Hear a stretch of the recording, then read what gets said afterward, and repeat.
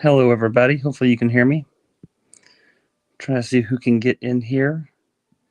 I have not used StreamYard like this to try and get over to YouTube, so bear with me for my lack of knowledge with these services. But I think it seems to be working just fine from what I can tell.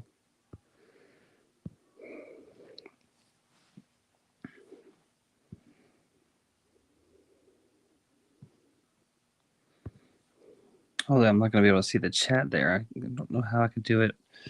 I guess I could just do it from StreamYard. It'd be nice to figure out how to see other people. Hey, Jetix, I did see your question. I wasn't sure if that was from the last time or from this time. I'm glad you sent that because I did remove it, but no, I think you have to use your own discernment with it, because there's little, cookie crumbles or breadcrumbs or pieces of truth in all of this stuff.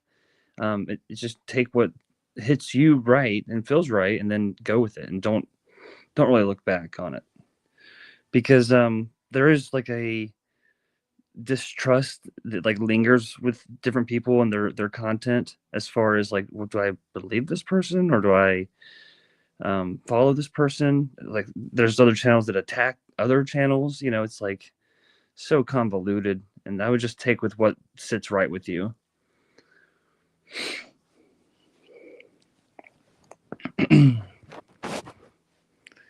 And sometimes it's like you follow a channel for a little bit, and then eventually you get all that you can out of it, and then you move on.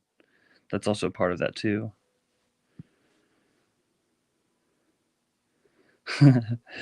Everybody does have their own assholes. Yep. Yep.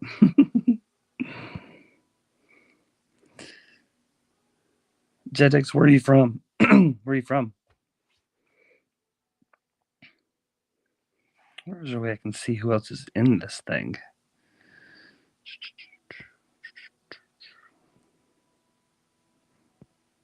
Maybe not. Oh, it said, okay, so I see that I have 5 people watching. That's cool. Hopefully Carrie gets on with me as well. Norway, okay. Yeah, I mean, for there to be any information, it has to be based around some sort of truth. Maybe twisted, inverted, copied, whatever. It has to have some basis in some kind of truth. And that gets into our intentional discernment of those things. And then once we start breaking it apart or breaking it down, or reviewing it, or cross-referencing it, or finding others that talk about the same kind of thing, or content videos, books, whatever, it starts to break it down, and then you're left with only the truth from it, rather than the whole perspective that one might be pushing this way or that way.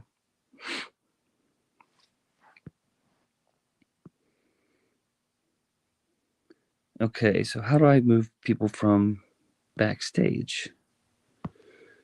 Let me see here. Give me a second. I'm going to try and find it.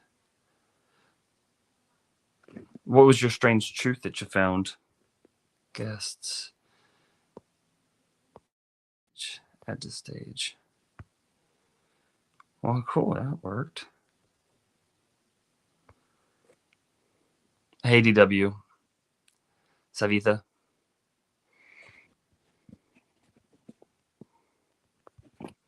Let's see here. Yeah, Jetix, what's this strange truth that you found, bud?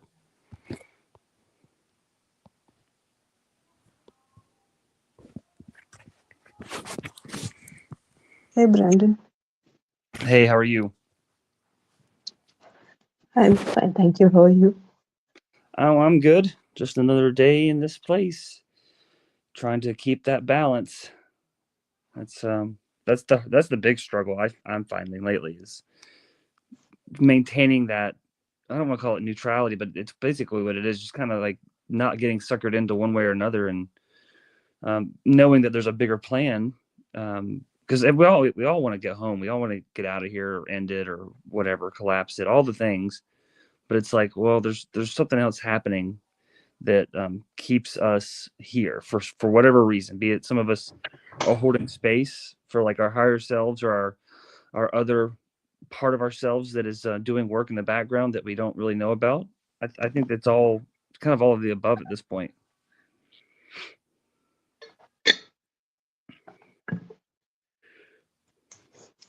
Brandon, I don't know, it's for me or your voice is very low.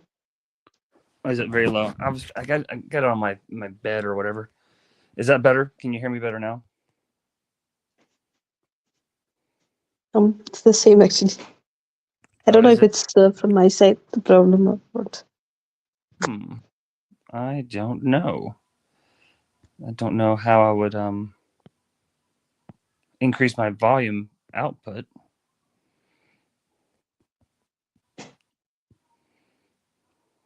How is my You sound great from what I can okay? tell. Yeah, you sound good.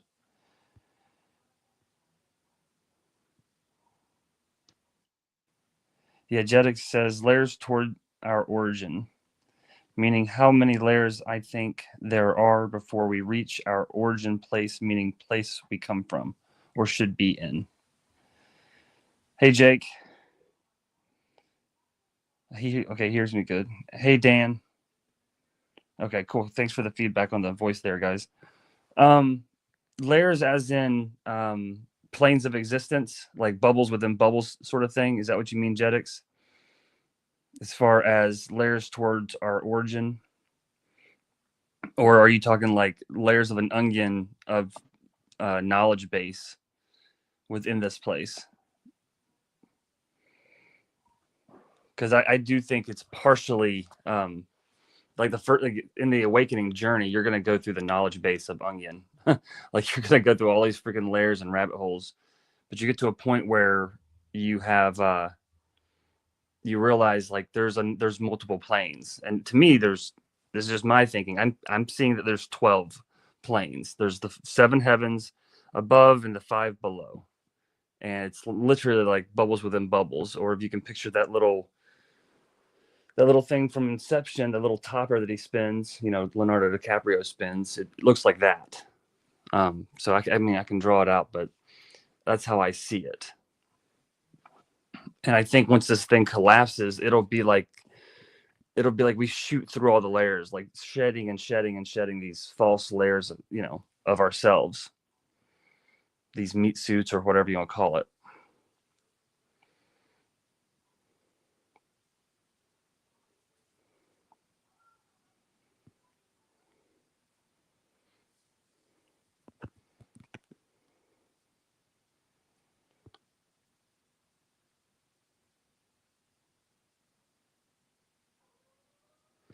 I think that there's 3 major layers, we'll call it. So the first one would be like you're talking the origin point. That would be something that people would call the true, that is the real home, infinity. Not infinity. That's not a really good word for it, but like boundless. That's probably a really good word for it.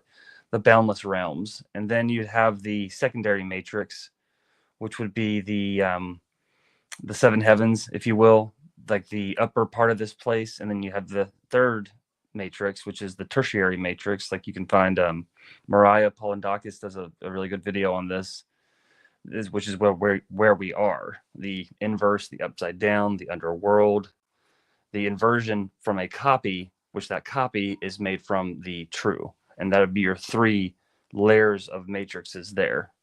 So it's like a dream within a dream or a matrix within a matrix.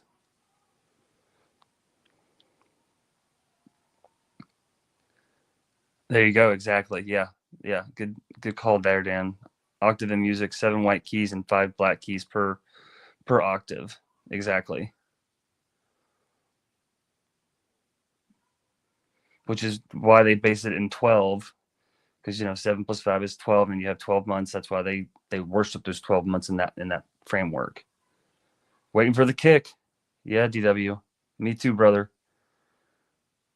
I feel like it's I was reading Michelle Walling's write up, and she says a lot of the right stuff, man. She's got some good stuff, and not 100% agreed on it all, but it's like, stop trying to wake people up. like sit back and work on perseverance, work on yourself, try and help who you can, but don't like go out there knocking on doors telling people to wake up, and just kind of sit back and let the other portion of that person that is you do their job. Like get out of the way, because what's happening, I feel, and she didn't really say this, but what I feel that's happening is when we are seeking like we're putting so much investing in leaving, it's creating an interference pattern which delays it. So if we can kind of like back off on like, what do I do? How do I get out? How do I get out? When? I think that it would lessen that interference pattern, and thus that hand that's reaching for us that we're trying to reach up to get will come quicker. Jedix says, I should get to know how wrong I am, unless I'm not wrong. Man, it's like that. It'd be like that. No doubt.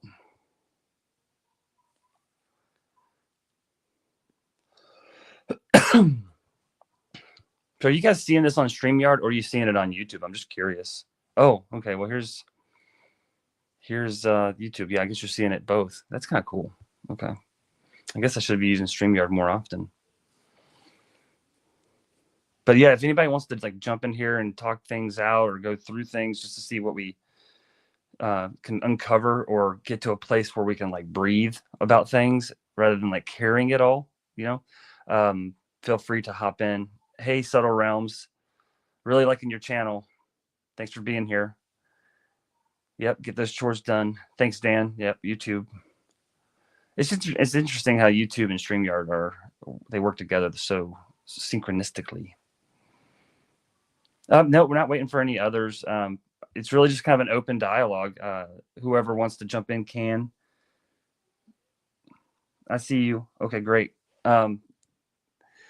Yeah, just anybody can get in, ask questions, comment, and just that's why I kind of named it like Living with the Truth, because I find it personally in this place where 99.9% of people like don't want to talk about the truth.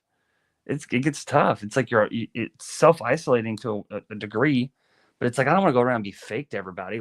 Have the conversations of how's the weather, what are you doing at work, where are you going, what are you looking at. It's like, no, I want to talk about like going home, talking about what's beyond this dualistic matrix. So it's like you're just spending a lot of time in your own head, be it when you're at work or just driving, getting groceries, whatever. Hey, Carrie. Locked in the back room. Okay, let me see if now I gotta recall how I just did that. And I got people in here somehow. Invite, no. Yep, just give me a second, Carrie. I know how to do it. There's like a waiting room. There we go. Guests. DW, I'm putting you back in here. Oh, Jonathan's in here too. I'm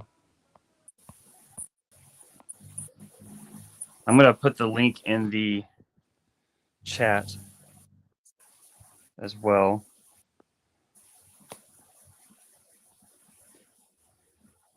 Oh. So now I got all you guys like on the screen now. It's kind of funny.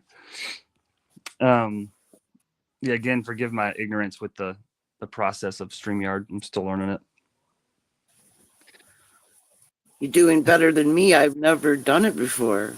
Well, you should see me, Leslie. I'm operating off of an iPad in the Safari or whatever browser. And it's like half my screen's like all cracked because the iPad got put on my car. And I freaking drove off. No. It fell off the hood. So it's all beat up. So I'm just trying to do the best I can with what I got. No. Well, let me say hi. Savitha? Hello? Hello? Hi, Carrie. I'm Leslie.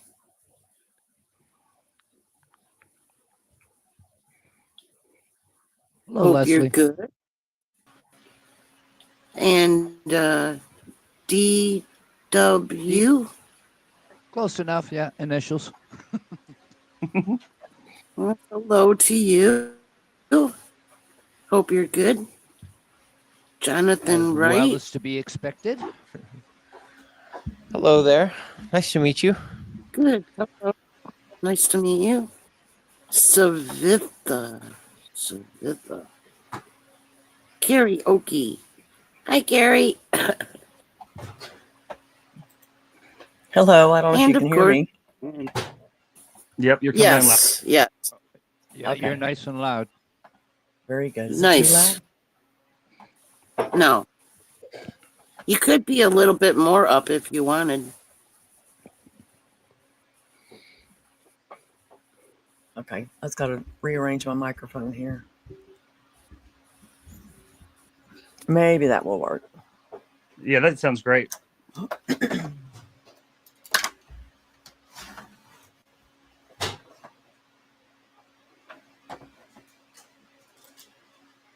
Jonathan, good to see you, man.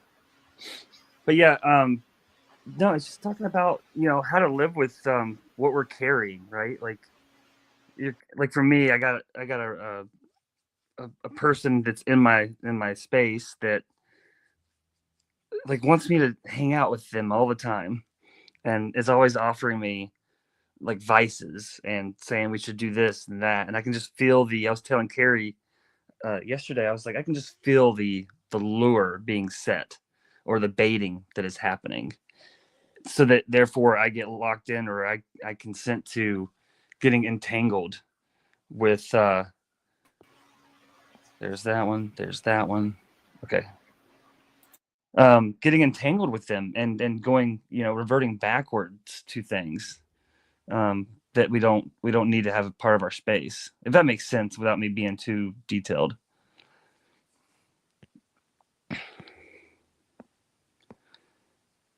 Hey Don, welcome.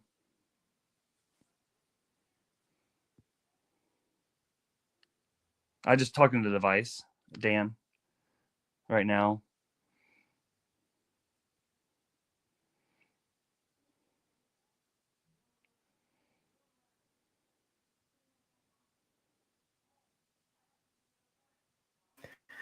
Brandon, have you already talked about some of the different things that you've been noticing, or that we've talked about that we're noticing are kind No, of I was going kind of on? People getting slammed by different things and dealing with what we're going to be going through, because we're going to go through it. Yeah, no, I haven't. I was waiting for it to kind of populate a little bit rather than it just be like me. Yeah. So no, go right ahead. I was just trying to find out how far you'd gotten into it before I could figure out how. No, I was trying you're, to figure out how to get here. I'm still basically we're getting ready to get out of the waiting room kind of thing.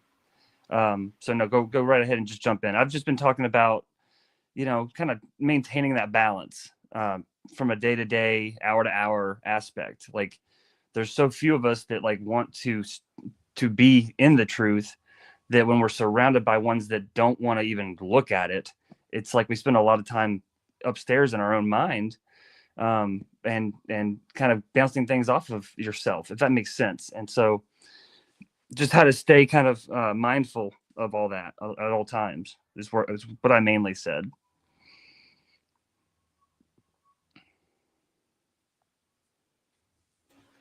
Yeah, being mindful, I think, of who we really are, and that we're not part of this paradigm.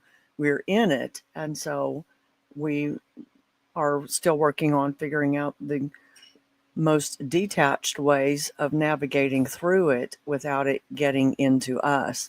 There's a part in the movie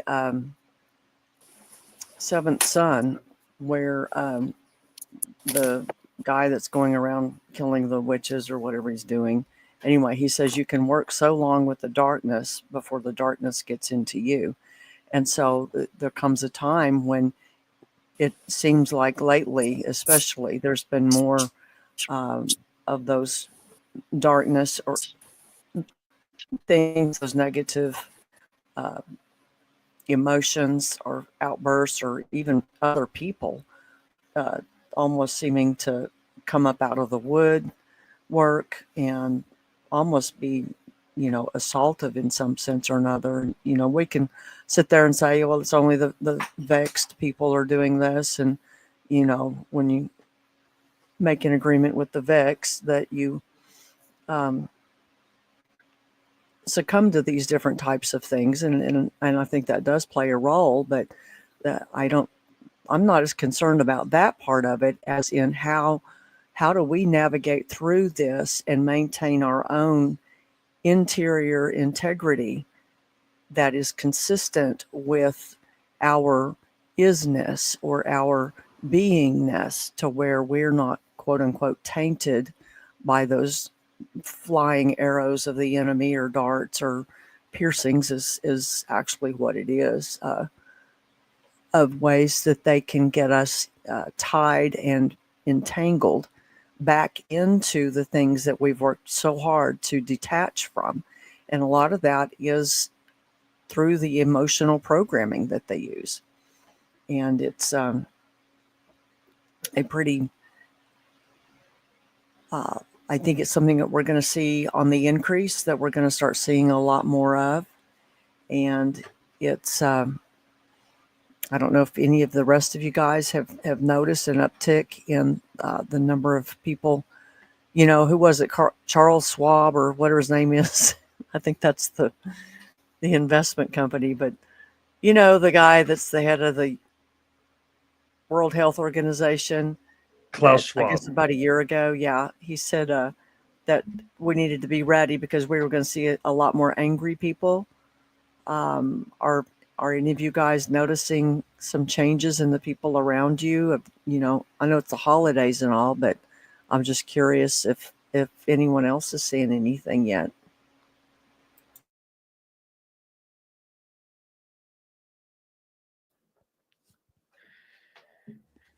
Not really, not here so much. I think maybe that was just partially a bit of foreshadowing for the riots that burned everything down, and all the people getting pushed in front of subways, and all the people just getting beat down and just shot in the head, and all that random shit that went down for the last 4 years. I don't know. I don't think that stuff's still really going on the same, because there's a new sheriff in town.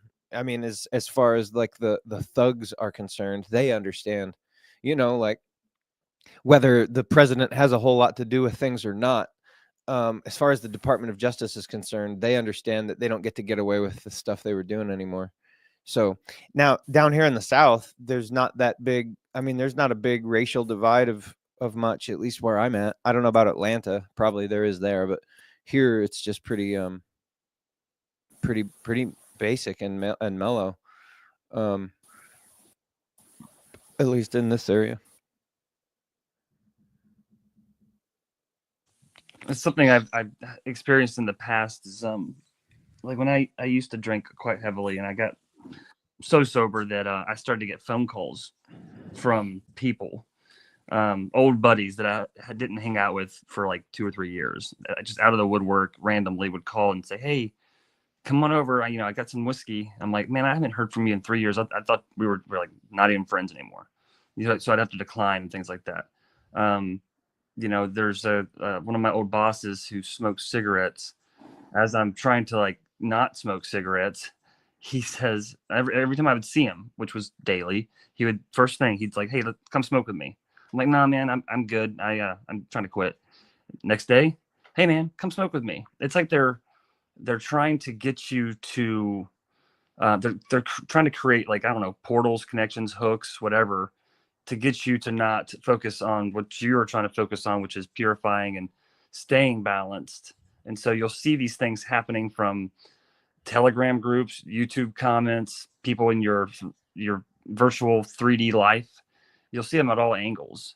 As far as where I'm at, is as far as seeing anything happen, it's just strange. I would tell you that the number of authority officials, like vehicles and stuff like that, has picked up for sure.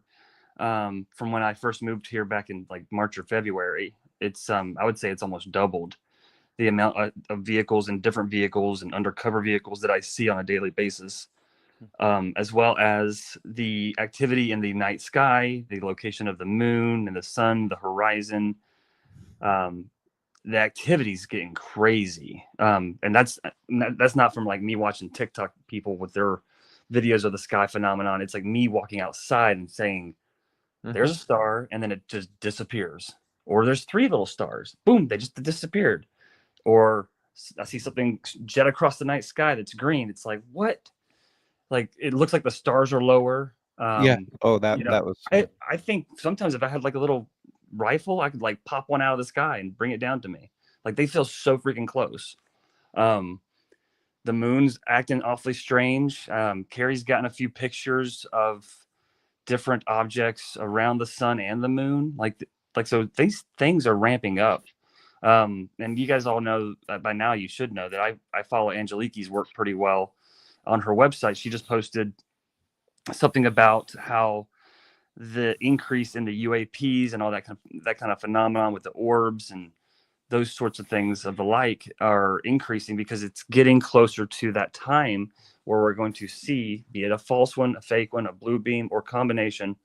We're going to see those things happen, and that's part of the exit plan. Is those things have to happen in order for us to see our way out, so to speak. And Jonathan, did you see any of the stuff on how important the 12-7 and 12-8 are when it comes to Notre Dame, Trump, the Julian, the Gregorian calendar, and how it ties in with General Patton, also Julius Caesar, and Mother Teresa? Did you see any of that stuff that I posted? No. Okay, because that's what's happening right now. Like literally today, between the 7th and the 8th, with them meeting in Notre Dame, the Biden, the Trump, the Prince William.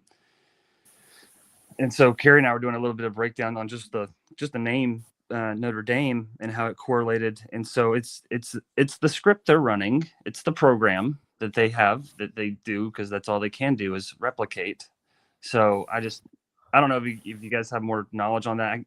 I can post some stuff later, but it's the end of the 7-year tribulation is what it amounts to, and it ties into the Mayan prophecy, because a lot of people think that it's 2024 when in reality it's actually 2012, and that's why they're pushing up the Agenda 2030 to Agenda 2025, and that ties into the Deagle report with the decrease in population that we're supposed to see as well.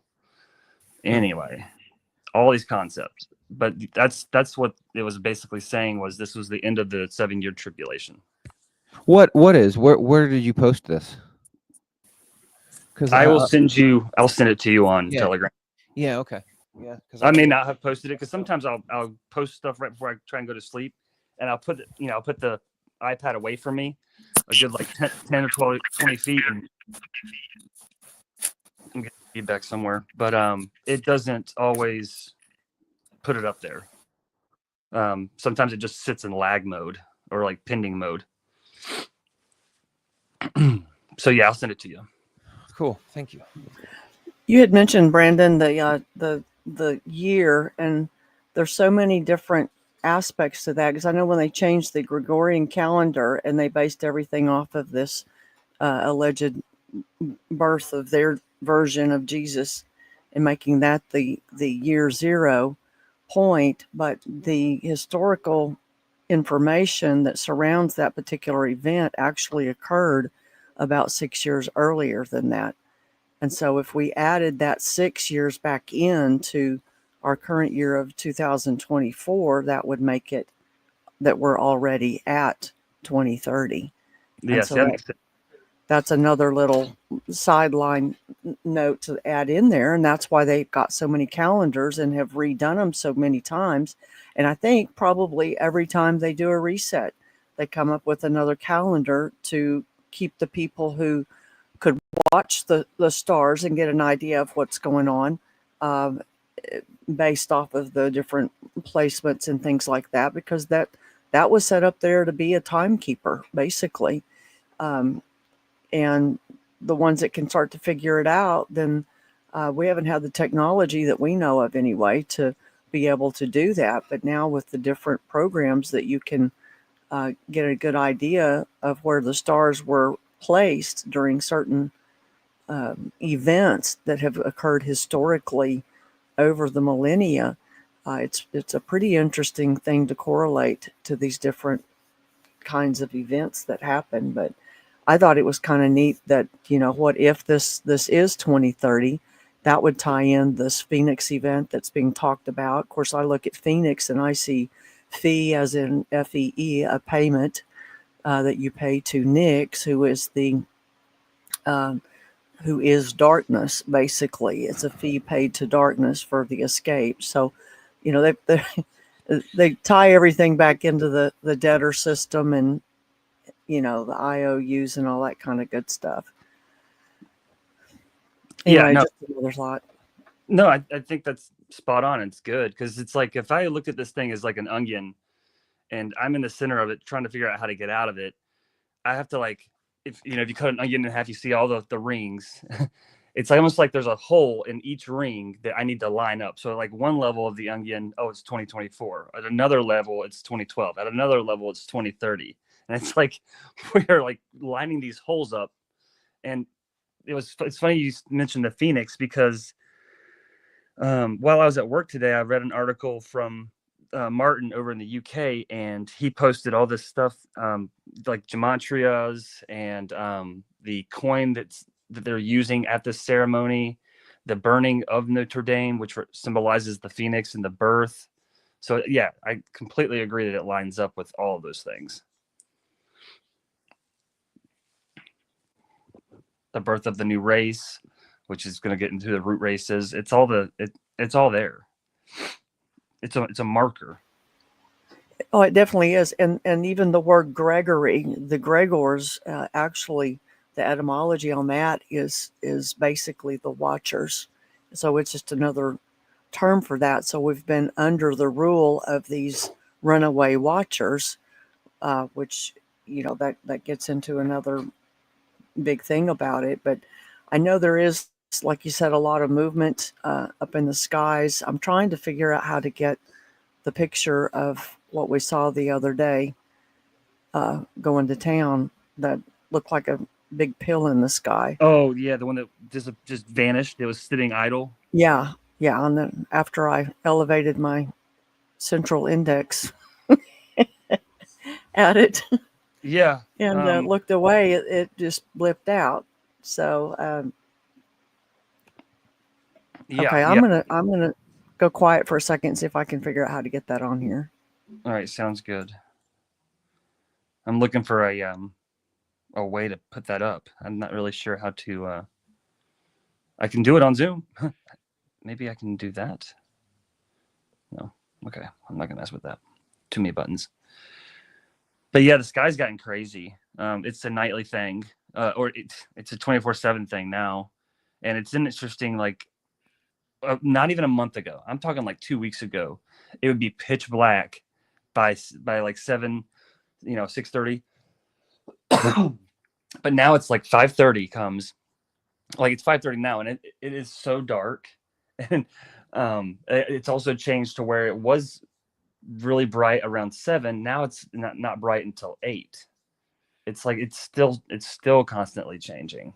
But it's the speeding up of the time. It's the removal again. So it's getting close. It just feels so imminent. It's wild to me. Well, the picture of oh heck, now I've lost my train of thought. I'm trying to think of one thought. Waiting for that whole no. I'll be back. I'll be back. You're good. I get it. But Jonathan, you say you're on the coast, right? So it's like you probably see a lot of weird stuff there. Oh, I got it. It's that little Mason video where they're projecting the black sun up and it's projecting off of Polaris, off the dome, and all of that. That focus is getting out because the spinning black sun at the bottom is now wobbling, right? Or it's getting noticeably, well, just with the moon, just with the sun. They have to throw a simulator in front of it because the sun's focus is all over the place. But the moons, definitely, I'm getting figure eights out of them. I'm getting the shadow. Like, remember that picture I posted with the crescent way outside of the actual Yes. New moon and that. Yeah, I've been seeing that more than once up here because we're north and we get all of the side. Anything to do with the darkness, it's coming. Like, I mean, at 4 o'clock, it's already dark here. Exactly. I Sorry. guess that's 5 o'clock your time. So yeah. Yep. Sorry, I'm putting on a hoodie. I'm freezing up on top of this mountain of a house that I'm living in. Yeah, to answer your question, Brandon, I do see some stuff. I go on walks a lot and I look up, so I think that's partially probably why I see anything. I see a lot of what I guess would be satellites, just dots in the sky that move. You know what I mean? And I'm just looking at them. I don't really ever see the Starlink. I just see, like, a couple times though I saw some lights that were, I mean, clearly some sort of UFO. Just a really bright light that went really fast, perfectly straight across the sky, and it was only visible for about a 12-inch section of the sky. If you held a ruler up, it'd be about that long. But mostly, I just noticed the fact that it seems like all the constellations are so much bigger, and it's supposed to be the other way around. When you get older, everything's supposed to seem smaller. You know what I mean? But like when I remember being a kid, I just remember like Orion and stuff. It just seems like they were smaller up in the sky. And now I look at them, I'm like, damn, dude, I gotta like turn my head to like see the entirety of it. And I just don't remember it being that way. Same for sure with the Big Dipper. The Big Dipper is just enormous now. The one I noticed the most is Cassiopeia. It looks like a W or an M in the sky. Okay. And it's just massive. Like, I'm like, that looks like a freaking big ship from like the Marvel movies or something. Yeah. But it's so big. And some of the stars are so bright and so close now. I go out and like, and I'm like, damn, that is just so bright. I don't know, dude. It seems like it's whether it's a change in the atmosphere or how we're seeing things. I mean, God, I think it's reflected off of at least one glass dome and possibly a couple. But if it's getting closer like that, then I just am curious what that means. You know what I mean? Like it's almost as if the dome is lowering itself so that when Martin talks about 3 days of darkness, it's the cutting off or the opening up of the dome that we're in, and then it's like a shutdown for a computer. And then 3 days later, the new dome that goes over top of all these other domes creates a bigger dome. I described that horribly. So I think that's kind of what it feels like. It's almost like we're getting smashed down, like the dome's lowering, and then eventually it's going to pop open, and we're going to see all kinds of weird stuff like the plasma and the phoenix and all that stuff. Yeah. And then a bigger dome is going to be placed over top of, he calls them simulation domes. He says there's 176 of them.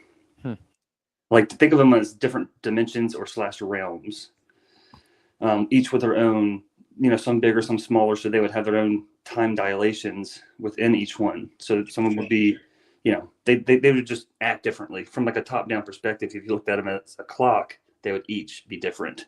Yeah.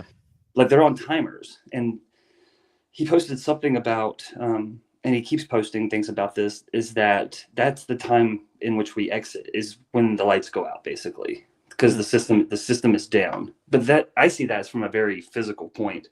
You know how like there's the Aztecs and the Mayans who, like, they had these civilizations of people just disappear. Well, I'm thinking, I told Carrie, I'm like, yeah, but I don't want this body going where I'm going. I want the, like Leslie has in her name. Like, I want my origin. I want to be back home. Like, sentence over.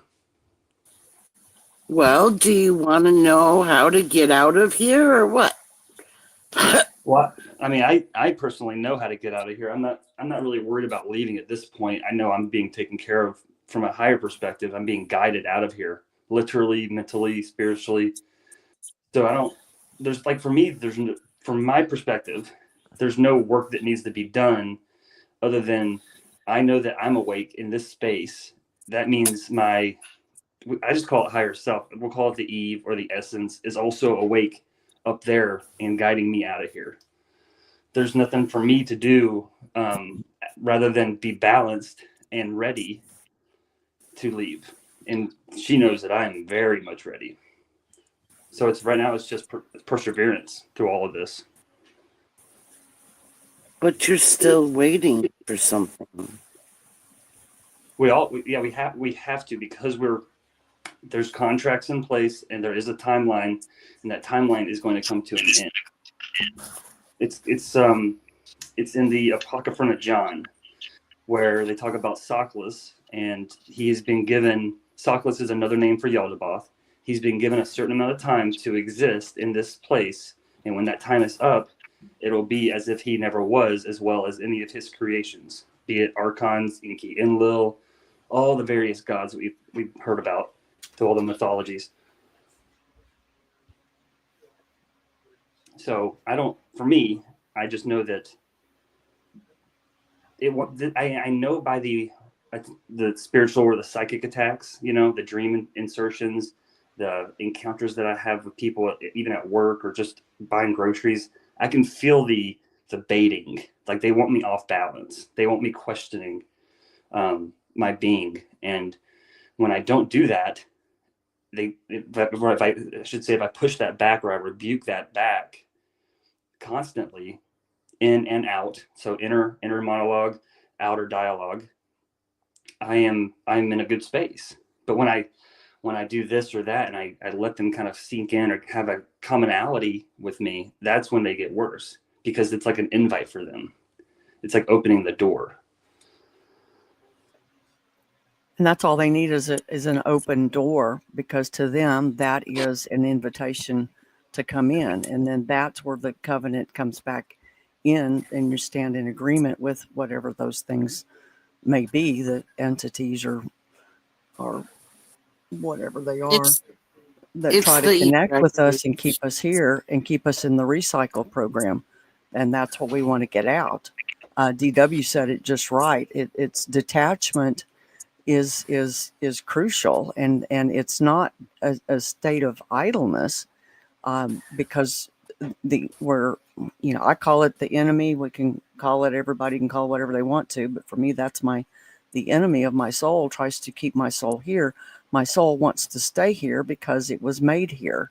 But I'm referring to my spark within me that is not from here, but whose essence is constantly being used to fuel this place. And the whole prophecy that you were just referring to, Brandon, with the Yaldabaoth, Socklus, being given that certain amount of time, a time frame to function within, and at the end of that, it would be as if he never was. And I think that's the moment of our withdrawal.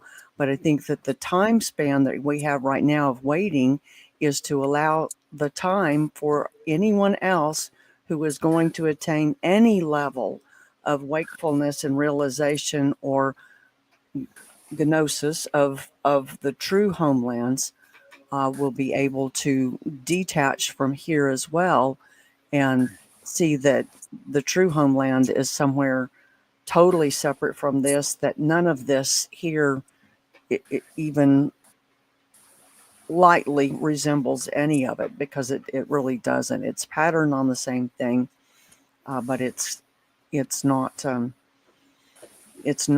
the same thing. The only thing here that's beautiful is because it came from us, from our place of purity within us, and that's what they want to have, that, and they've stuck us in these meat suits basically that are controlled with the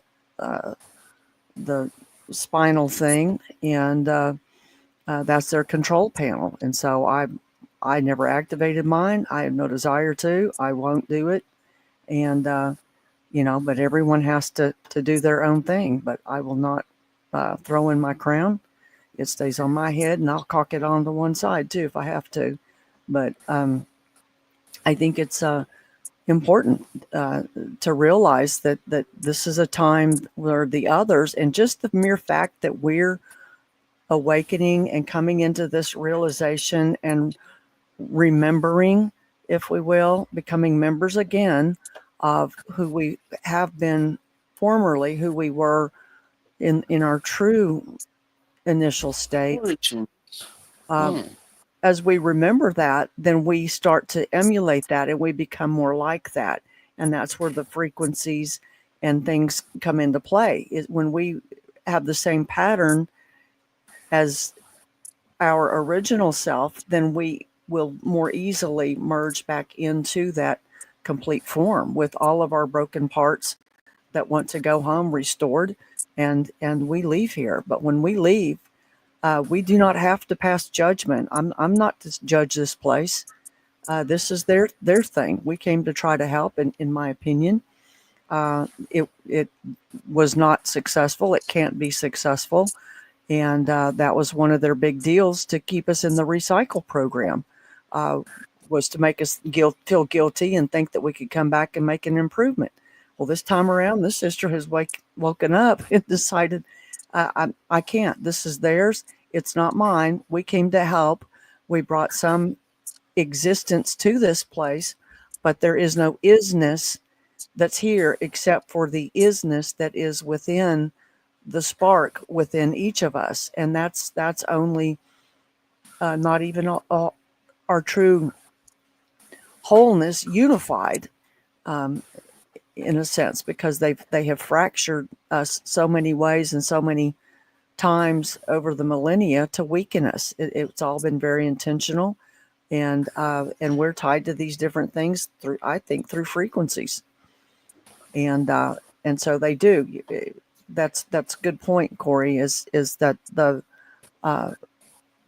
the attacks come because they want to wear us down and make us tired to where we give up. And so I think part of what Brandon and I were wanting to do here was really encourage people to find ways to inspire each other, encourage each other.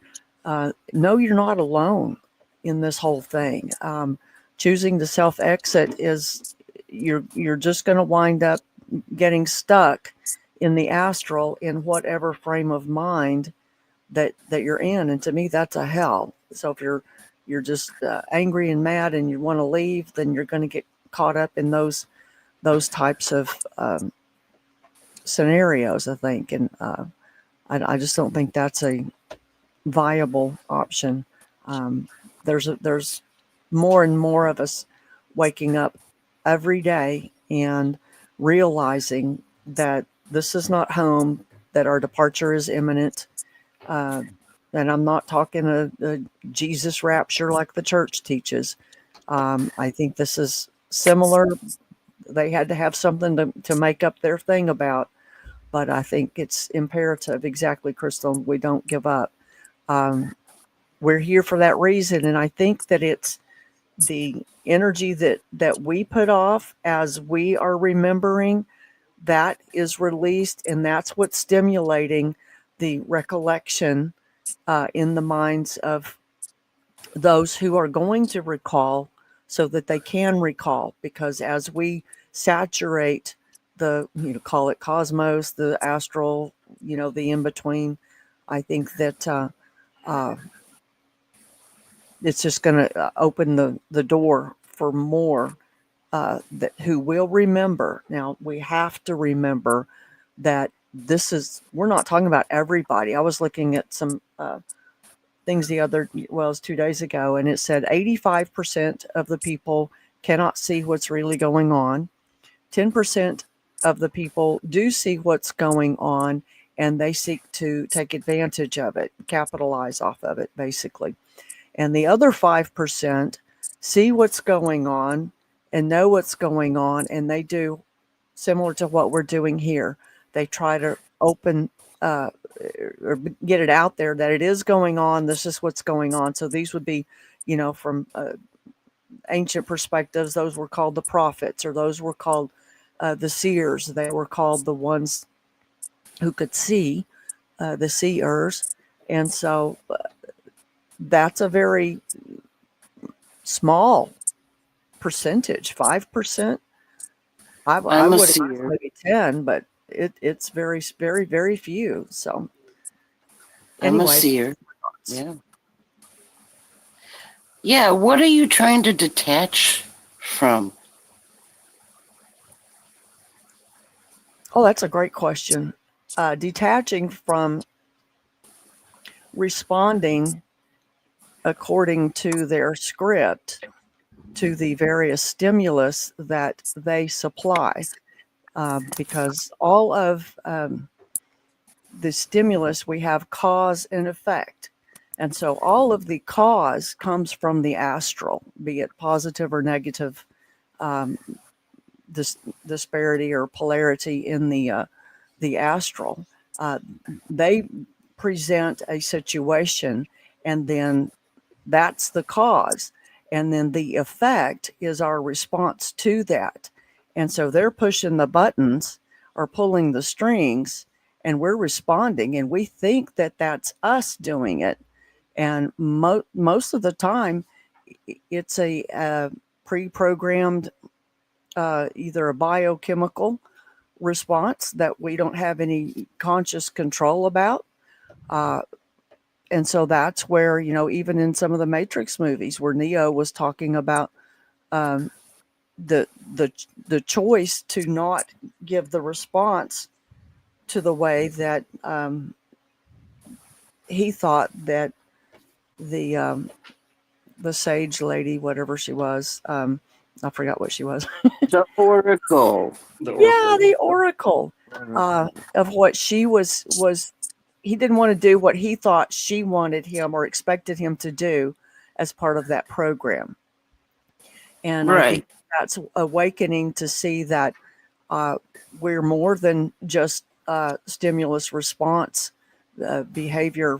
In psychology, it was all about, we're all just creatures of behavior. And you look at society as a whole, man, look at all of the stimulus, from the red and yellow colors used to stimulate appetites of a variety, whether it's personal with your body appetites, or food, or activities and things like that, to color, to different words, to different body movements, to try to sell soap. Dove soap, for example, in the 70s, it was made in a curved form because it was considered to be sensual, and so they sold the heck out of it, and a lot of it had to do with the curvature of the soap. And so it comes back into marketing, and these guys are master marketers. And so when they throw all that stuff out there to us, so detaching would be detaching from having to follow into, do I need to have the biggest, baddest, car on the block, or getting into the 9 to 5 rat race? Do I have to at 18 go get married, have 3.5 children, or 2.5 children, or 1.1, however many they have? I don't know how they get the fractions in there, but do I have to do the same thing that everybody else does? I mean, my motto as a kid was, why be like everyone else when I can be different? And so I've always been different. And I'll tell you what, every time I've tried to be like everyone else, I screwed up big time. And those were some of the most horrible, horrible times in my entire life. It's not for me to be like everyone else. And so, but in a society, we're taught to be like everyone else, where you're an outcast. Or, in this Bible Belt area we live in, if you don't go to church and scream Jesus at the top of your lungs, and thump your Bible and assault people with it, then you're just not a good little Christian. And but if you get in there and you take that Bible and you discern, rightly dividing the truth from the error in the book, and they even said in Jeremiah, it says the book is filled with error, and how they have added stuff in there and changed things, but you can't tell a thumper that, and I don't mean to step on anybody's toes, but I grew up in that, and I had pretty good thumping abilities at one time. So it's just not, it's basically detaching from the things that we're told, we have to do, the programming here. And it's detaching from things that people. I've told my kids, my love for them is not greater than my love for me leaving here. Detach the mind. And The mind is the programmer. The mind is run by AI. mhm. Well, let me. The- No, Yeah. I see. I don't agree with that. I think it can be, but I think once you realize you have the power and the authority to take it back, you can cut those strings off, and that's what I think. That's what I'm saying. Yeah. A person has to cut that off. I Oh, would the say- mind also, Go ahead, Leslie. the mind also is the blocker for higher perceptions where you need to be after coming out of the stillness. The mind will not let you go into the stillness where you need to reconnect with your group, because nobody gets out of here without their soul group. Because the soul group is 100% aware and conscious, and they use tones, and there's no language. And I'm sure That's you're not- absolutely correct, but I'm gonna take a whole different perspective on that, because I believe that the soul, and I can back this up with numerous historical indications of such, that the soul is a construct of this, and it is a container for the spark. So my soul can stay here. I really don't care. But my spark, the real me, will not be staying here. It will leave. But the souls, I think, can have the choice to stay here and go down with the ship, as far as I'm concerned. And I'm not wishing anything on anyone, because the whole idea repulses me. It would be my hope that the souls would choose to go home. Now, as far as being part of a soul group, in my mind, it akins it more to an assembly line where you have lot numbers and generation numbers, and you have a group that were made kind of all at the same time. But a soul is not from where I'm calling the true homelands, the hyper cosmic universes of the true light, is not here, and it's not of souls. The soul was the thing that was constructed here, that had a type of spirit blown into it that animated it. And it is the suit through which, with the mind, because the mind is what I believe, and is consistent with what Angeliki teaches, but the mind is what deciphers, it interprets the things that go on in this realm. If we don't need that in the different higher realms, but it's also the tool they use to retain us here. Are you saying that the soul is more like referring to the dualistic persona of your human? Yes, I'm going to add in something to that, because Yeah, when we it's look at the souls, they are made in two formats. They are made in a male format or a female format. You have two souls on your feet. That's the split. That's the duality. It goes right back to the option that Neo was given by Morpheus, the god of dreams, dream state, lucid dreaming, astral abilities. Those are still within the construct of this realm, dimension, matrix, whatever you want to call it, because he wants you to pick a side. And so when we talk about detaching, they're going to present you with option A or option B. Well, I'm going to see my way out of here. I'm not going to choose either of what you're presenting me, because I know that the blue team is the polarity of positive, and I know the red team is the polarity of negativity. But I don't want to play in duality. And so the soul belongs here. Origins is non-dualistic. Correct. right. But I think what I'm saying, and I think what Brandon's probably saying too, is for me, my spark has no origin. It has no beginning. It has always been and will always be. Now it can choose to be here and be finally drained of everything that it is, or I can remember who I am.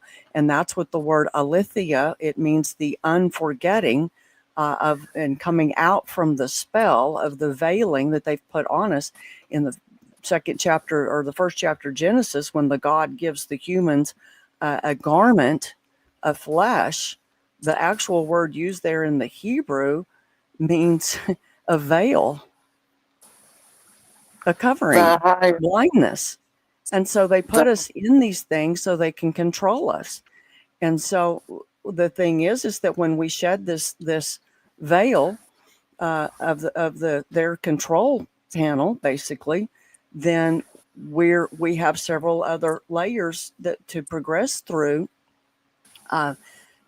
in kind of reversing everything.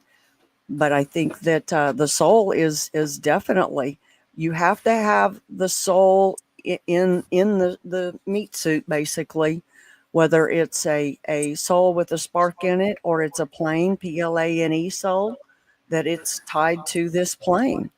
But it's two, like you said, two types of souls, and then there are two spirits. There's a spirit of this world, which is consistent with Eros and all of the error of Eros and the arrows of Eros that are piercing and trying to turn the word love into something evil and make something evil out of it that evolves into a methodology or means of retention within this duality. And so I do not believe for a moment that souls, A, not all souls escape, B, not all souls want to escape, B, the souls that want to stay here get to stay here. You don't go where you don't want to. You know, the whole slogan they had a few years ago, happy cows produce better milk, I think is very true. And so being that we're shadowed cattle down here and we're here to feed them, then the happier they think they can keep us of us getting what we want. So they will twist that into, you know, if you put too much emphasis on trying to focus on your lack, and that you want more of this means that you're in lack, so they're going to give you more lack. And you know, they twist everything, so you don't really know, you know, the right from the left. And it's just all, you know, I just think if we learn to rest in our own isness instead of our doing, I think A, it's a way more peaceful way of living, and B, that's what they're doing right now, I think, is trying to upset everyone's inner peace, so that they it's get emotionally tied to this realm. And that means the astral, all of the astral. And that's where the souls are all recycling around. If you're going before a judgment panel and they're deciding your fate for you, then that's part of the program.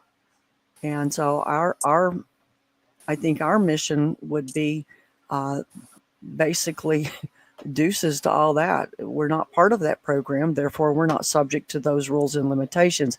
It's kind of like when you realize that the United States went bankrupt, in 1887 or something like that, and then they sold out to some other nations, and they reincorporated as the United States of America Incorporated, and they have their own foreign country here on domestic soil.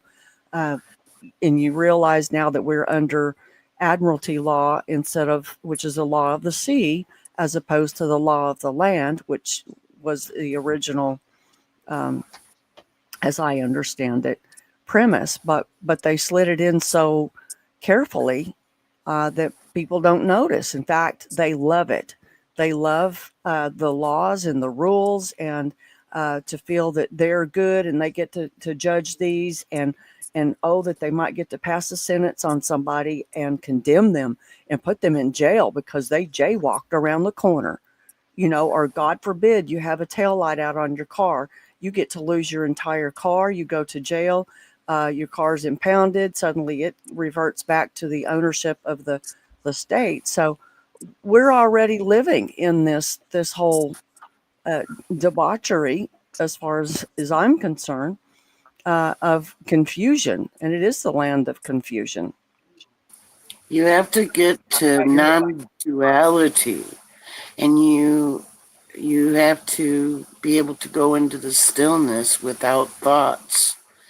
It's easy to do, and that if you desire to go back to origins, your true form is not dismantled or broken or anything. It's just asleep, less aware than normal. And you have to 0 point yourself in order to know thyself as non-dualistic.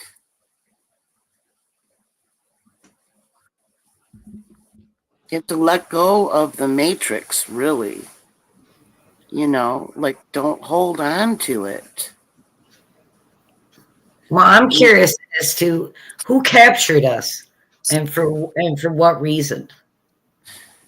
The archons.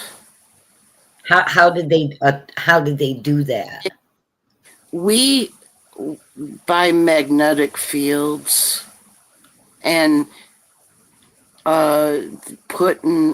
they render the being in an unconscious state so that they can wield our light and put us in captivity below the matrix. Well, it's kind of overlapping because the matrix, what we perceive, seems like it's solid, but it really isn't. Have you ever gone OBE and seen that it's just like an illusion, like a mirage? Yeah, I do a lot of astro travel, and I don't know why I do know why they've captured us. They're using us for batteries. That's pretty evident to me. But I don't know how they captured us. And if it's magnetics, is the Earth part of that?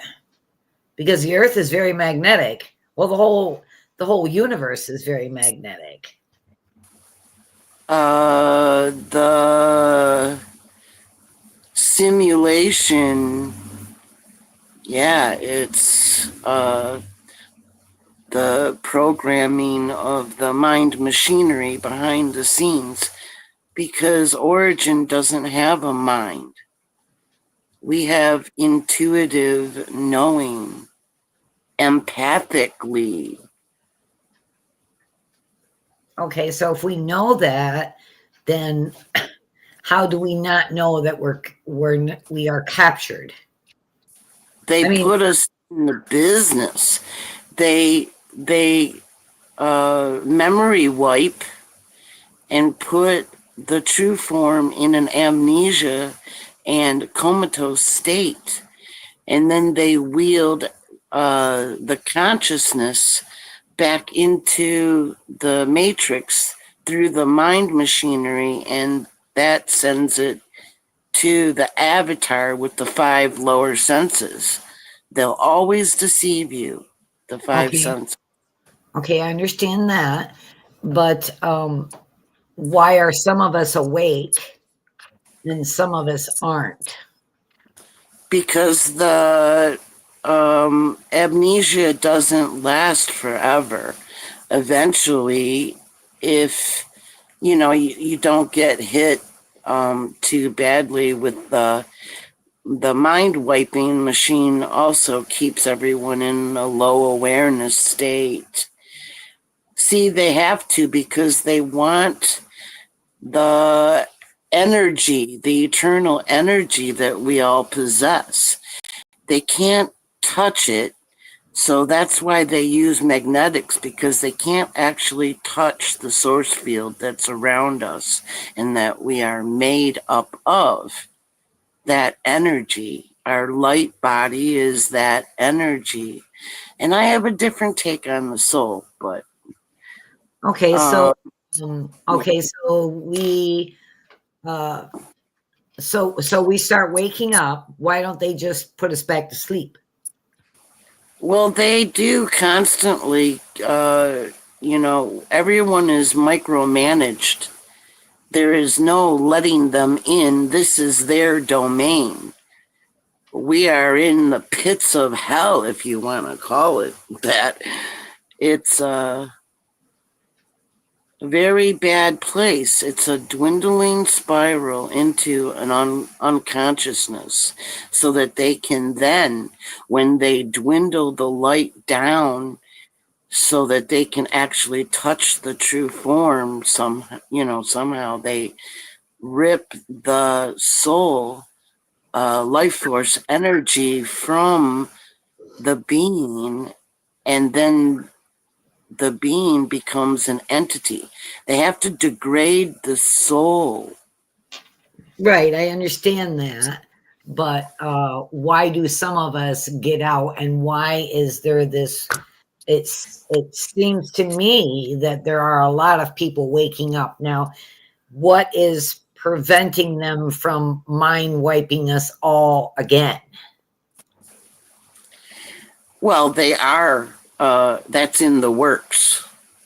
You have to reconnect with your soul group. Now it's a different definition, Carrie.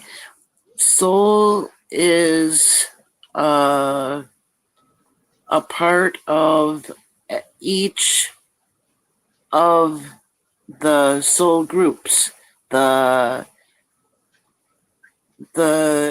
The ones that are all of the varying versions of the basic pair, and they're in groupings, each persona.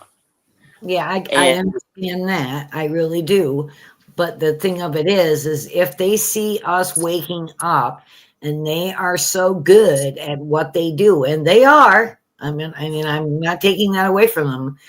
They could just flip a switch and remagnetize. They have to degrade. They have to degrade, and that takes time because we're powerful beings. It takes quite a bit to degrade the being so that they can harvest the life force energy out. Can't harvest us anymore. So why are they not working on us to magnetically, or however they're doing it, get us to go back to sleep? Well, technically everybody is. You're not fully aware and awake until you return to your form, your true form. I'm at the point where I've just got one last step to do before I rejoin my group. My group is here with me. They have been ever since I did my alignment. And ever since my alignment, I have, completed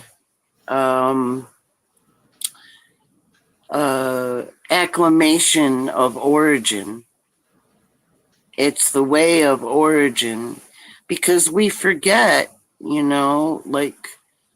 who we are. But I am very more closer to origin than I am human.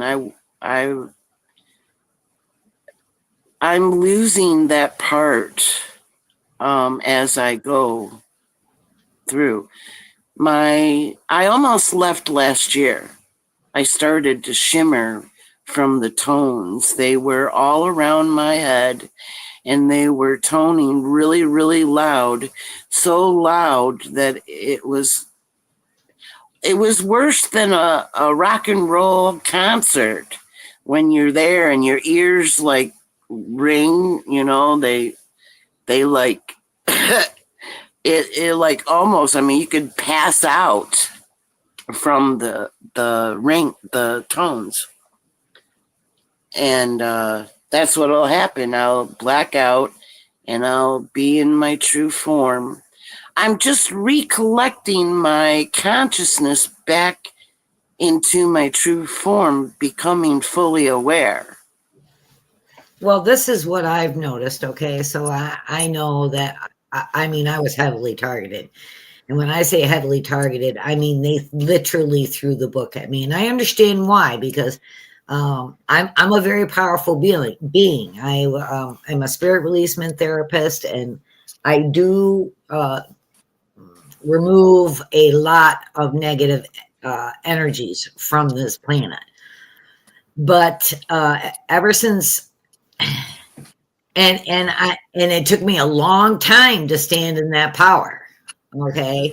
So if there's even 10 of us on this planet that can stand in their power, these things that have taken us or are manipulating us really don't stand a chance. I mean, they are actually very terrified of us. And we can pretty much manipulate this reality to anything we want it to be. It's they have taken that knowledge away from us. I do know that. And what I remember this place as being an absolute paradise. And somehow, and I cannot remember how, it was taken over by entities that came in through portals. And then there was one that was incredibly sneaky. And they call it black goo, but it did not come in as black goo. It came in as something else and changed into black goo. That is the entity that we are fighting. It's a silent manipulator. It doesn't attack like with swords. It manipulates the mind, you know. And if you can get away from that particular entity, then you can understand that you literally create your own reality. And I'm just beginning to understand what that means for me. You know, yeah, that's what I've learned so far. And targeted, I'm not targeted anymore, because one day I just said, okay, I'm done. And I never, ever attacked back. And I started attacking back. And the minute I did that, they backed off, because they're bullies. They're predators. Predators do not like to get injured. It means they're not afraid of us. Oh, yes, they are, darling. Yeah, they're terrified. They are unperceived by most, but they're always working on us. They're terrified of us because we have an incredible creative power. Incredible creative power. And they know that if we awaken to that fully, they're done. They are done. There is something else here that is controlling our minds. And once you break free of that, then you can start creating your, because I'm doing it and I've done it. I used to do it before I was even targeted. And now I'm doing it not being targeted, because they were using my ability to manifest and to create. And that's who I am. I came in to manifest and create. But what they did was they actually used spells and curses and whatever else you want to call it. Those are just words. And took that ability from me and gave it to themselves. And then I woke up to that and I took it back. I took my power back. And once I took my power back, I'm telling you right now, they do not bother me anymore. They do not. Because they know that if they do, they're going to get hurt. And predators don't like to get hurt. That's just How can you fight something that is non-physical? you fight it by being non-physical yourself. Yeah. Well, then you have to retrieve your consciousness out of the machinery Yep. Yep. to You do. stop them from being able to control you through the mind. Absolutely. Absolutely. That's what you, and don't get me wrong. I am not anywhere as well, I'm close to being in my absolute power, but I am getting closer daily. And I'm telling you right now, they do not want anything to do with me. Nothing to do with me. Can I ask you a question? Do you hear varied tones at all? I used to. They used to when I was being heavily targeted. They would for 24 hours straight. It was 2 days straight. They just kept repeating, "Shut up, V2K, shut up, shut up, shut up, shut up." And I was just like, okay, you people, or whatever the fuck you are, you got to be getting in somehow, and it's got to be through a frequency. So what I did was I was like, there's a frequency that they're running this program on. And so what I did was I just laid down in bed and I literally reversed my chakras. And the minute the last one went into place, the red one up at the top of my head, I heard, "No, don't." And that was it. And then I heard them say, "V2K, no, don't." And then there was never any V2K. And if they did do V2K or attempt it, because they would straighten my chakras back out, because they want you playing their frequency. That's what they want. And that's why they teach everybody, this is how the chakras go. 1, 2, 3, 4, 5, 6, And I was like, that's bullshit to me. That's just a frequency collar. And so I switched it around. And whenever they tried to get into V2K with me again, I just simply started switching my chakras around wherever I wanted them. I just started playing my own music. This is my instrument, not I theirs. don't know what you mean by V2K. Voice to skull. Oh. Yeah. Yeah. Yeah, they had a lot of fun with that. And ever since I've switched my chakras, now they don't bother with the shot. And you can even block electromagnetic frequencies by switching your chakras. You can do a lot of things by switching your chakras around. And the nice thing about it is that you can switch them wherever you want to. Like you can put the green one up on your third eye, or green one down on the root chakra. You're just not playing their tune anymore. No longer. I've never heard such a thing. I know, it's crazy. But girlfriend, let me tell you what, they were driving me nuts. And I was like, you've got to be getting in on a frequency. And the only frequency that I could think of that I would be constantly running for them to tap into would be my chakras. And I was like, that's got to be it. And so I switched them around, and the game totally changed. Because I just been intuitively led through this. And when it was time for me to stop my discovery period, I was like, well, what about the chakras, and the other things of the, don't I need to know some of that stuff? No, I don't. I was ready to go. And I don't know if it's because I skipped the mind programming upon entering or not, because I didn't get the belief one. Uh-huh.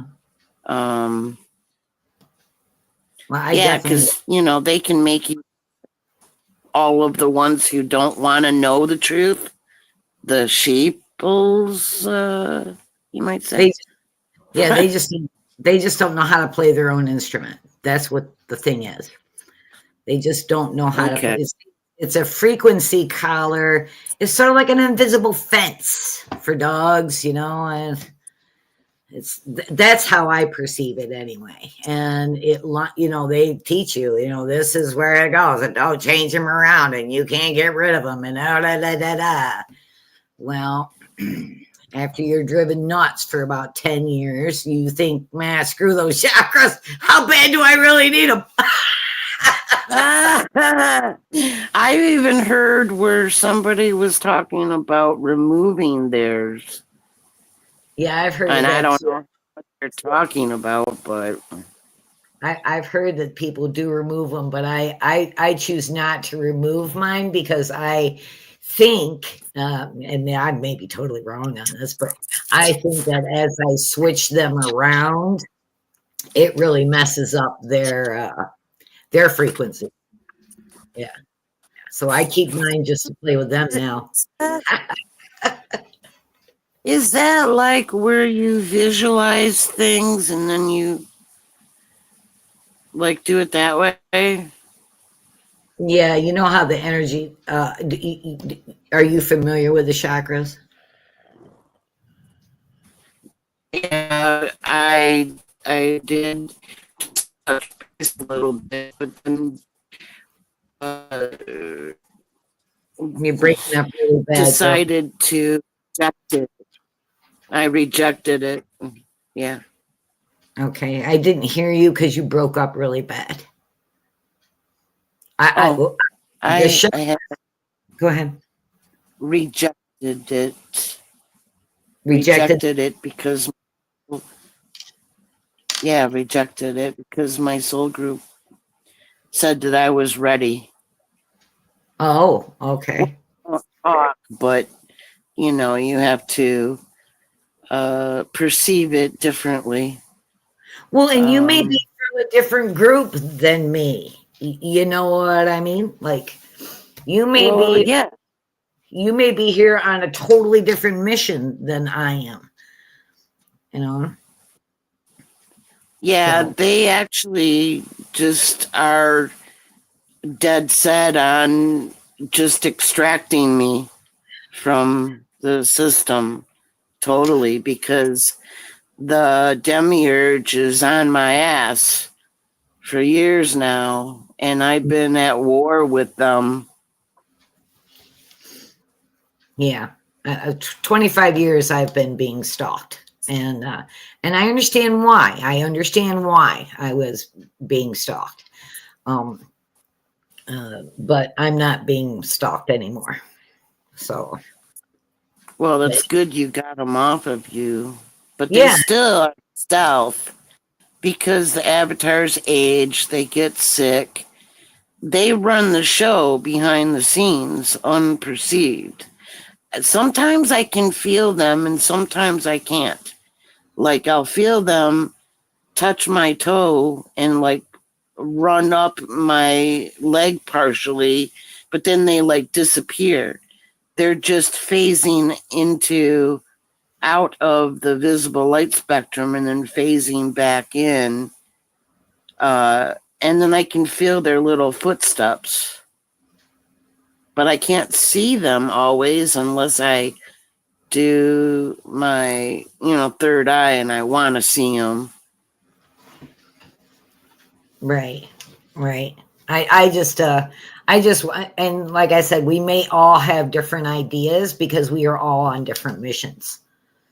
I know I came here for a specific reason, and I've died like 3 times. I feel like I'm in the game. What the heck is it?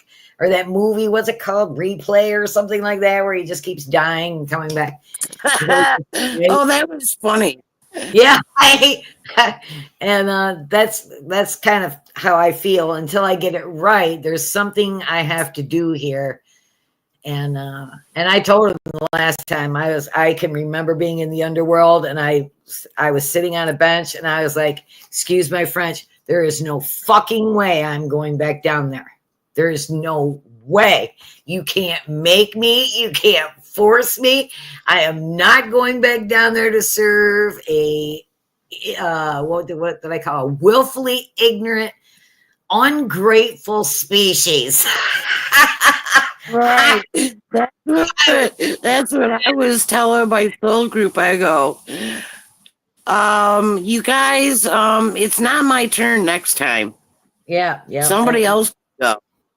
So somebody else stepped in. Another altar of mine, I think, stepped in.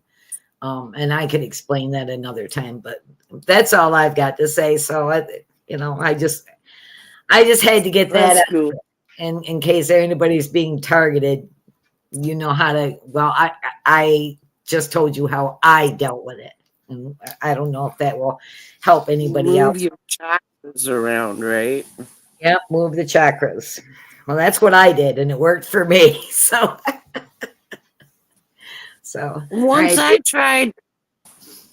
Oh, thank you for letting me speak. It's a free speech. I tried the visualizing, you put yourself in a crystal castle or something or a pyramid or something like that, as trying to do the protection thing. It's a little bit of misinformation that I got a hold of years back. It never worked. I tried real hard, but it didn't work. Something I think it's Go ahead. really neat that we have so many different people from different backgrounds. And Dawn, you really hit it, I think, is that each of us is going to have a little different mission, if that's what we feel we're here for. Of course, I think we have different origins, and that will play out also in our different perspectives, our different things that we intuitively seem to remember or don't remember. And I've really enjoyed listening to you guys discuss what your experiences have been. It's intriguing to me. It's not something I relish participating in, but I've done more spiritual work, I guess, in casting out entities and demons or whatever of that nature, and so just a little different perspective on things, I think, kind of helps round things out, and people can pick and choose from everyone's own experience the things that resonate with them. So I really wanted to thank both of you for the discourse that you were able to share with all of us here, and I hope everyone else got as much out of it as I did. I really enjoyed it, so thank you. Thank you. Yeah, thanks, Carrie.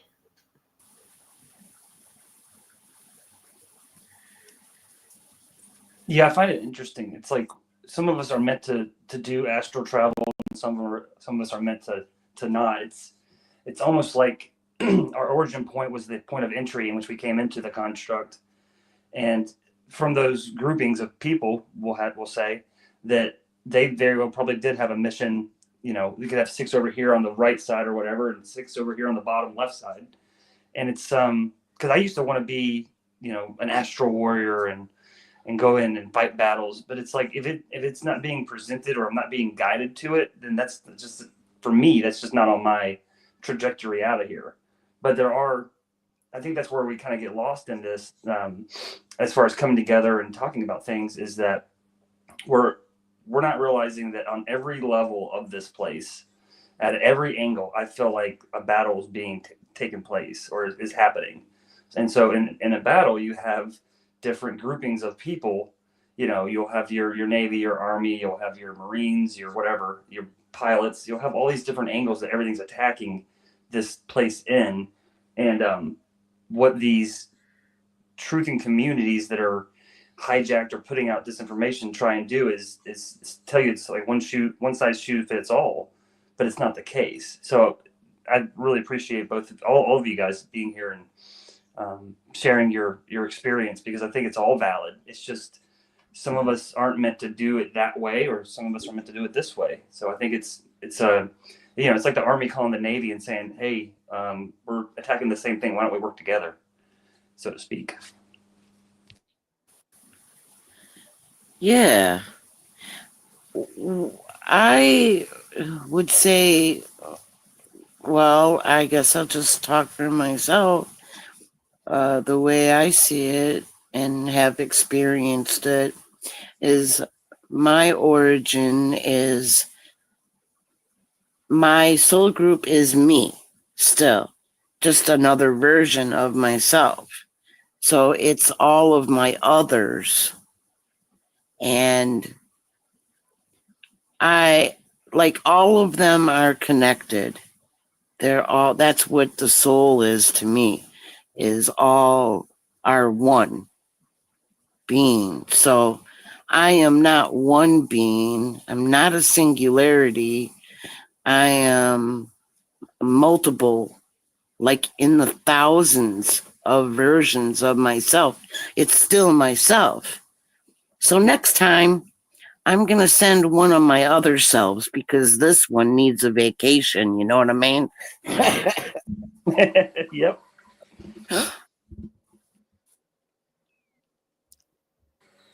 Well, All right, I think guys, that's, ahead, well, Carrie.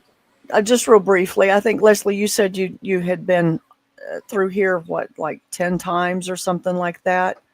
And I don't think that I've been through that many times. So you're going to have a whole other realm of experiences and things that, if you're able to tap into those memories, that you can pull from or draw from, or experiences and stuff that I'm not. I think my mission is probably very different.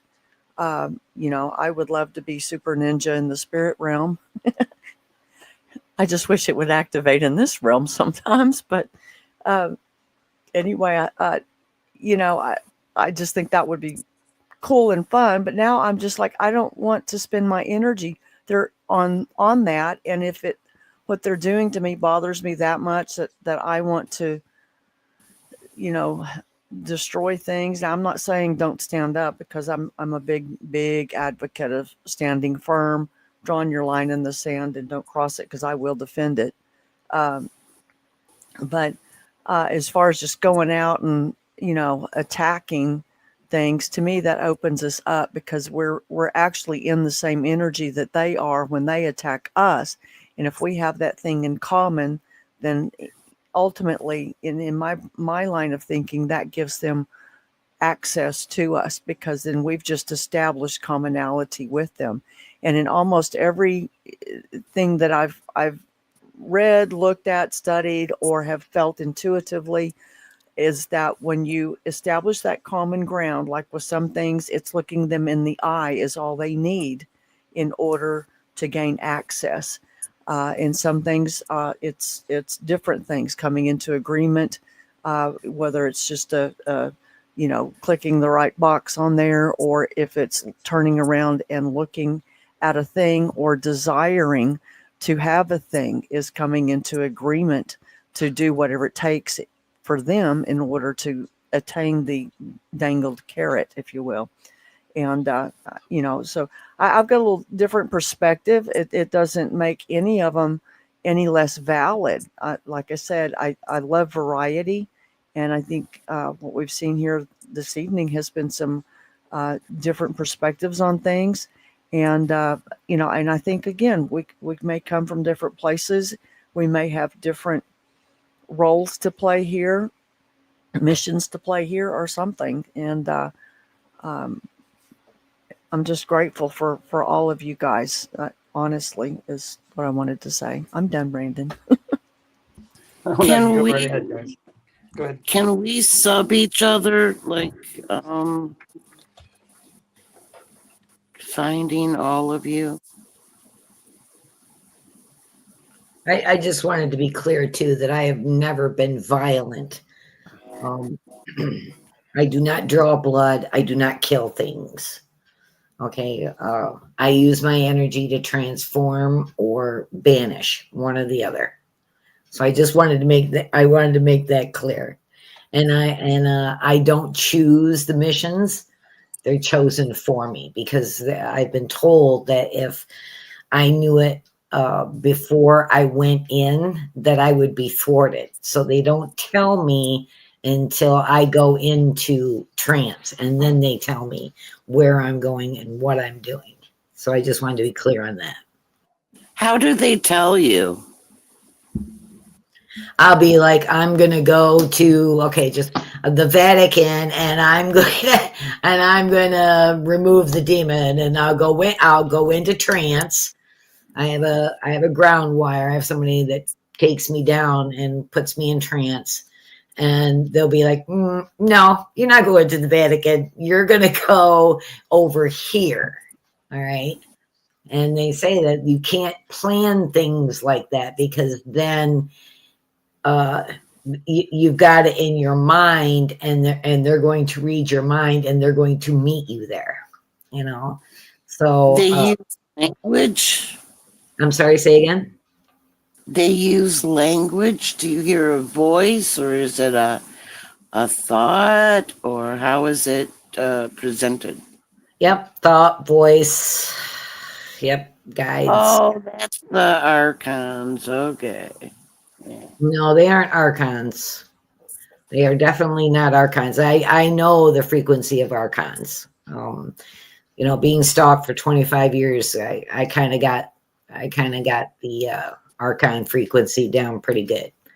But so they are not archons. I know a lot of people have that. And like I said, my mission is just different. I use empathy as a detector. Yeah. What doesn't feel like my own essence because of having multiple selves. Like I said, I'm going to send one of my other selves next time. 2 others have returned, and it was my soulmate, which is my counter, my exact personality, but only male. He's the one that is helping me. I connect the best with him. And he helps me fight the so-called demons, the negative thought forms, and all their biobots. Those things are nasty. They are the disease of this place.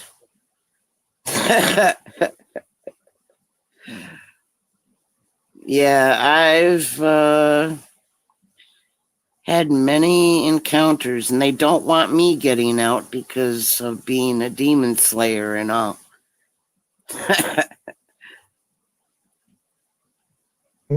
Right, and you don't, and I, like I said, I do not draw blood. I am not a violent person, and I don't even treat them with violence. I treat them how they want to be treated, and if they're going to go one way or another, we can make it easy or we can make it hard, but they are going to leave, and they do.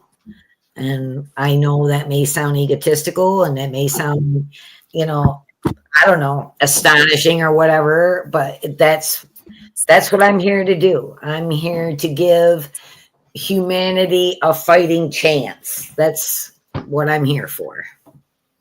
without violence. I like I said, I get no pleasure out of killing anything. Well, these things aren't really alive. What I'm talking about, they're not alive. They possess no soul. They want our portion of it, the life force energy that's eternal. They want that so they can use it, because otherwise they'll just expire. Yeah, if I can jump in, they're like computer programs. And so one thing I was gonna say, kind of jumping back a little bit in the conversation, but about detachment and what is it to detach from? It would just simply be desire. Like on the overall, because that really that works with your emotional body needing to be in check with just everything you do. So in relationships with people that you love and situations that could be turned against you in that regard, when you're on the other side, and say being judged or spoken to or whatever, when you talk about frequencies, it would be like music. There could be music playing, and that they would say, oh, well, that's just the angels in heaven, or I mean, who knows what they could possibly say, but the music is what makes any movie go. So like if there's music going on when you're immediately removed from your body, that's highly suspect. And so but that's a little bit of a tangent, but just ultimately your desire about things, and that's what I've been working on lately, and just to try to do things. I mean, it's hard too, because, and then that goes a little bit to with what Carrie was saying about the soul coming from this place. And there's actually, I guess depending on how you look at it, there's like 7 different aspects to the body, ranging throughout the spectrum, and the soul is one of them. But what I've always understood was that your soul is where you get the love and hate aspect of yourself. Why do you love chocolate chip ice cream, but you hate strawberry? I mean, you don't know, but and that's a random example, but there's better ones. But just in general, things that you love and hate would come from your soul, which to me says that that's probably why it's one of the most important things to have under control in self-mastery, because your emotions are what, at least what I've had a revelation of, is that my emotions are, if I'm back here, if I've been tricked or in any other way, it would be emotionally. Oh, well, your family is all still here. You can't leave your family behind, or just who knows. I just find myself very sentimental about things, and partially some of that was maybe my upbringing, but just acting without desire, and trying to limit the amount of desire in what you do, because ultimately your desire is your fear, and so It's human persona is your fake persona. right. It's all Ego. yeah, the setup for in here, because they can't have you acting non-dualistically. It just wouldn't go with it. Right. And my friend was asking me the other day about how I was doing, and I think it may have been you, Brandon, the other day, and I was just like, I'm getting more used to, like, well, or not even more used to, just thinking of myself without like my name. I'm not necessarily, because he mentioned my name, and I was like, that's weird. Every time I hear my name, I mostly just think I'm in trouble. I just am used to hearing my mom call my name, or someone at school, or a boss, or somebody, and I'm like, God, what did I do? And so I'm comfortable with not being my name, or having a different body. Like if I look down, like went and looked in a mirror, like, oh shit, I'm a different dude, or a girl even, whatever. I could handle those things, because that's really kind of the mindset that you're going to need to be able to just initially accept is that no, none of that's real. And can you flow with that and not get all weirded out and try to force the no, it's not like that. It's because I think it's like this. And I think that's part of it too, is just kind of going with the flow. I've seen my true form. My soul group had taken me there and outside of the construct in the dark abyss where I saw the archons. But I saw everybody when I went to the red spectrum and I was looking around from outside of my true form.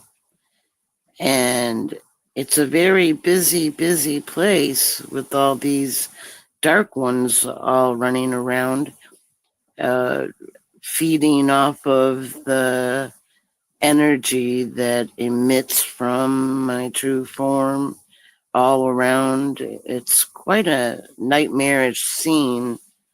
And then, of course, from the chest all the way to my head, the source field is being drained. That life force energy is being drained. And I know why they do that. It's to render us less powerful so that they can harvest the energy even more, so that they can discard the body form. They'd be running around this little like zombie creature. It's actually not funny, but they're just small, very small.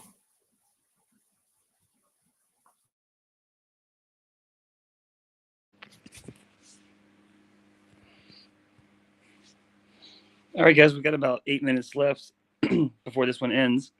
So if you guys have any final comments or things you want to throw out there to help anybody listening or that's going to view this later, feel free to do so.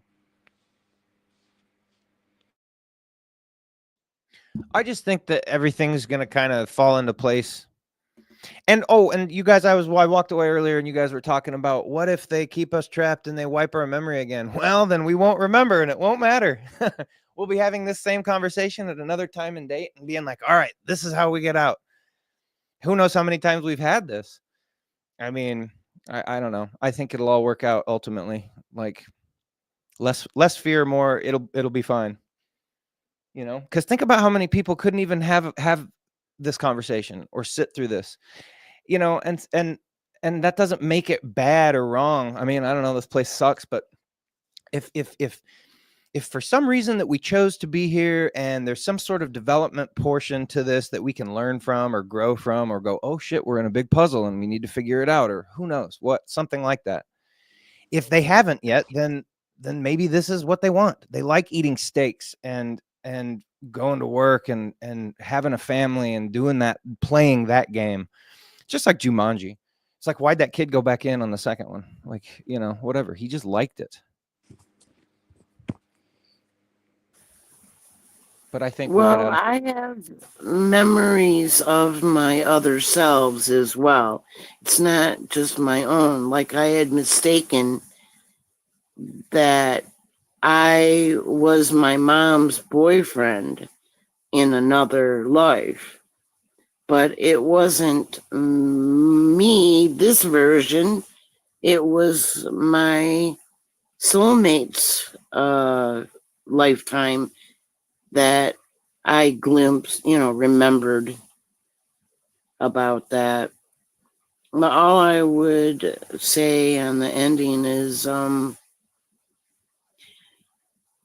that's what I went to 0 point.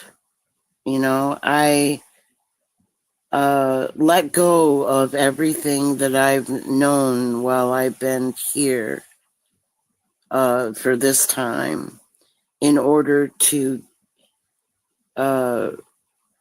get back a higher perception so that I wouldn't have to guess, and I certainly wouldn't want to think, to come up with like due reasoning of the mind, because that'll just get you nowhere.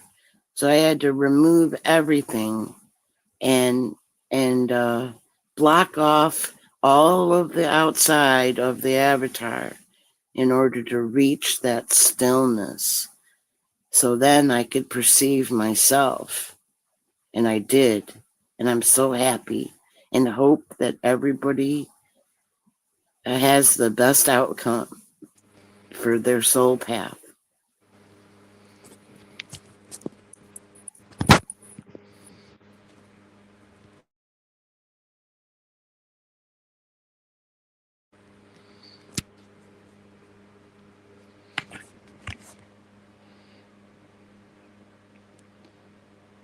Any other comments, guys? I'm going to go ahead and close it out if we don't have any. This has been awesome. I appreciate each and every one of you guys being here and all that can get something from this, that view it in the future.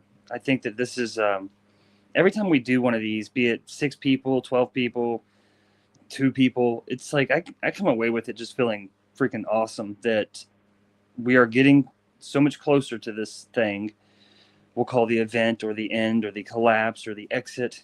And it just feels right the more we do this. So I just want to say I can be grateful in that for sure. And thank you. I wanted to thank you too, Brandon. If I hadn't have found you guys, I'd be alone. My thoughts. Still confident, but this is much more necessary for, I don't know, for the body, for the ears, for I don't know. Like I've dealt with the fact that we don't control this body. I'm not human. I'm not from here. Let's just run it through and get out. Right? It's time to go home.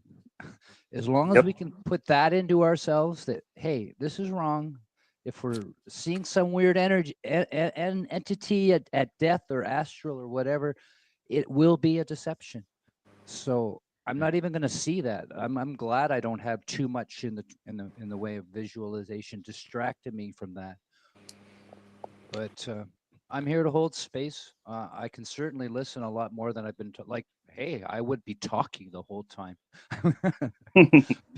But I did what's this, an hour and 56 with maybe a half a dozen. I love it. Thank you guys. Yeah, me too. I'm learning Sure. self-control. True friendship. Oh, check out my alignment video playlist. Well, you'll have to drop a name of a channel in the chat. I think Brandon asked everyone to do that. I think I will do that before I sign off too. Thank you all so much. Take care. Thanks, Jonathan. Leslie, really incredible stuff. You and Dawn, your conversation is just wow. Anyway. Thanks. Thanks, Brandon, for having me. Appreciate all you guys. I don't feel so alone now.